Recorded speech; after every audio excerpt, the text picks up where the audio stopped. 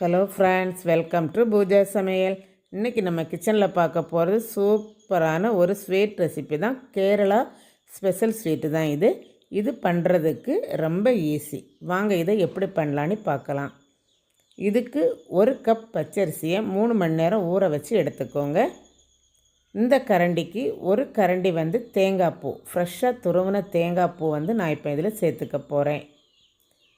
இதுக்கு வாசனைக்கு 1 ஏலக்காய், கொஞ்சமாக ஜீரகம், இதே இப்போ நம்ம இதில் சேர்த்துடலாம். சேர்த்துட்டு வடித்த சாதம் ஒரு 2 ஸ்பூன் சேர்த்துக்கோங்க. 2 ஸ்பூன் போதும். இதை போட்டு நல்லா அரைச்சி எடுத்துக்கோங்க. ரொம்ப மசியாக அரைக்கணும்.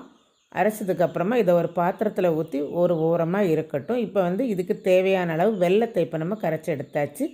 கரைச்ச வெல்லத்தை இந்த மாவில் சேர்த்து கலந்துக்கலாம். வெல்லம் ரொம்ப சூடாக இருக்கணும்.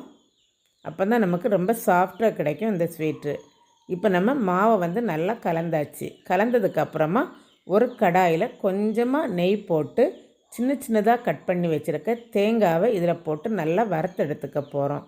இதுவும் நல்லா பொன்னிறமாக நம்ம பொரிச்சு எடுத்தாச்சு. எடுத்ததுக்கப்புறமா அதே கடாயில் கொஞ்சமாக மாவு ஊற்றி நம்ம எடுத்து வச்சுருக்க தேங்காய் துண்டு இருக்குல்ல, அதையும் இந்த மாதிரி தூவிக்கோங்க. தூவிக்கிட்டு நம்ம 2 பக்கமும் புரட்டி போட்டு எடுத்தாச்சு அப்படின்னா சூப்பரான கேரளா ஸ்வீட் ரெசிபி நமக்கு ரெடி ஆயாச்சு.